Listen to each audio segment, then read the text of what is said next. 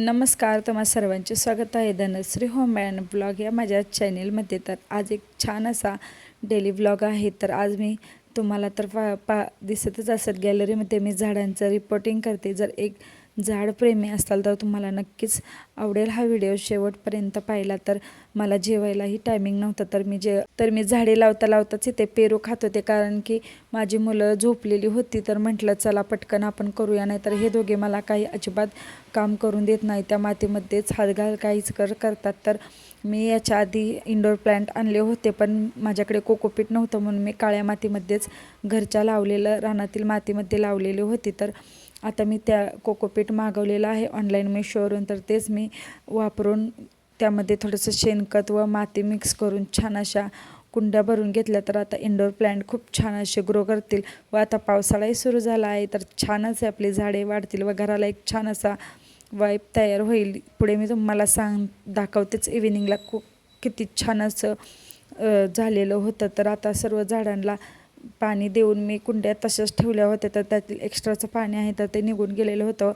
जिथे होत्या तिथे सर्व कुंड्या आहेत तर व्यवस्थित पुसून ठेवलेल्या होत्या। तर या मी माझ्या किचनच्या खिडकीमध्ये मी अशा प्रकारे ठेवलेल्या आहेत। तर पाऊस तर काही चालूच होता पुण्यामध्ये, आठवड्यात झाला असाच पाऊस चालू आहे। तर आमचा स्वर्ग पाहू शकता आमच्या गॅलरीतून कसा दिसतो। तुम्हाला मी माझ्या ब्लॉगच्या थ्रू हा स्वर्ग दाखवते, तर तुम्हाला आवडतो की नाही पहिला ते मला नक्की कमेंट करून सांगा। व तुम्ही पावसाळ्यामध्ये कोणकोणती झाडे लावलेत तेही नक्की कमेंट करून सांगा। तुम्हालाही झाडे लावायला आवडतात की नाही तेही सांगा। तर इव्हिनिंग आता म्हणलं गॅलरी खराबच झालेली आहे, तर आता गॅलरी क्लिनिंग करायची होती व खूप दिवस झालं तुळशी वृंदावनही धुवून काढायचं होतं, कारण हे दोघे डायरेक्ट यावरतीच अभ्यास करतात। कारण हे दगडी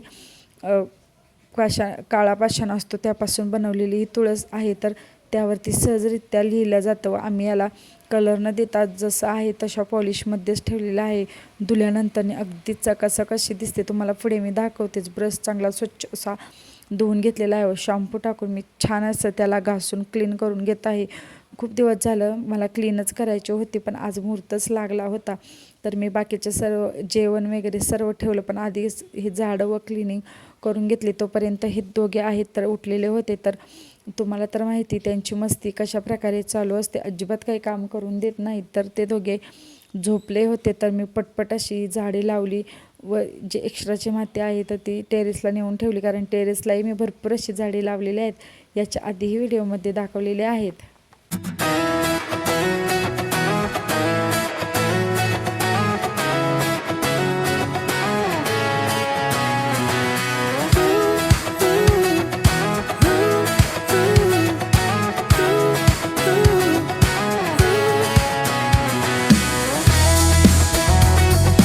आता इथून पुढे माझा खरा टास्क झाला, कारण गॅलरी धुईला हे झोपले म्हणून मी काढले होते, पण हे दोघे अचानकच उठलेले होते। तर आतमध्ये पाहू शकता एक जण चिकट्टे बरोबर खेळत आहे व एक जण बाहेर आलेला आहे। तर इथे शॅम्पूची बॉटलच घेऊन पळून गेला, तर असं स्ट्रगल मला करत काम करावं लागतं। त्यासाठी मी ते झोपले की पटपट पहिले जेवण ठेवते आणि सर्व काम आहेत तर ते करून घेते, म्हणजे निवांत मला जेवणही करता येतं। नाही तर हे दोघे अजिबात काही मला काम करून देत नाहीत। तर छान अशी चक्काचक गॅलरी घासून काढलेली होती व सर्व पाणी आहे एक्स्ट्राचं ते काढून घेतलं, कारण ह्यांना इव्हिनिंगला इथे खेळायला आवडतं। त्यामुळे पाहू शकता कशी छान अशी आपली गॅलरी चकाचक झालेली आहे।